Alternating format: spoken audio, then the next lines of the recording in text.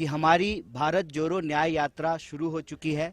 कल मकर संक्रांति के मौके पे इसकी शुरुआत हुई और राहुल जी ने जो वॉर मेमोरियल है वहाँ पे शहीदों को श्रद्धांजलि देते हुए, श्रद्धासुमन अर्पित करते हुए इस यात्रा को शुरू किया।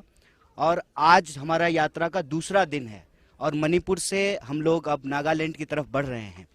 तो बहुत सारे लोगों के मन में 3 सवाल आ रहे हैं।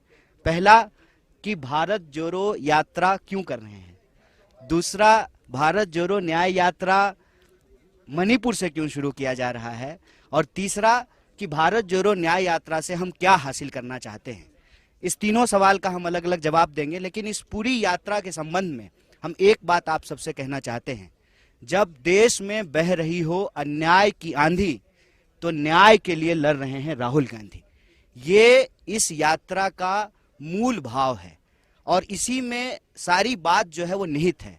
जैसा कि आप सब जानते हैं कि ये यात्रा मणिपुर से इसलिए शुरू की गई है, 8 महीने हो गए हैं और मणिपुर में आप सबको ये अनुभव हुआ होगा, ये कांग्रेस पार्टी का दुष्प्रचार नहीं है, हकीकत है कि इम्फाल के ड्राइवर जो हैं वो आपको कानकोपी नहीं आ रहे हैं, कानकोपी के ड्राइवर जो हैं वो इम्फाल नहीं जा रहे हैं। ये कांग्रेस पार्टी नहीं बोल रही है।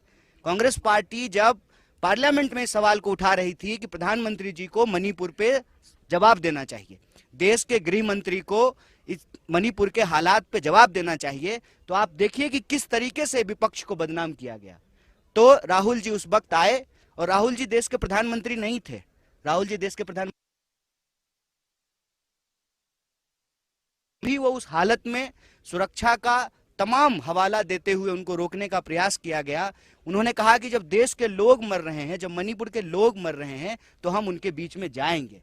इसीलिए कल भी उन्होंने कहा कि हम मणिपुर इसलिए आए हैं कि हम मणिपुर के अपने भाई और बहनों का आंसू पोंछना चाहते हैं। हम यहाँ पर जो हिंसा की स्थिति है, जो बंटवारा है, उसको समाप्त करके शांति स्थापित करना चाहते हैं। इसलिए भारत जोड़ो न्याय यात्रा की शुरुआत मणिपुर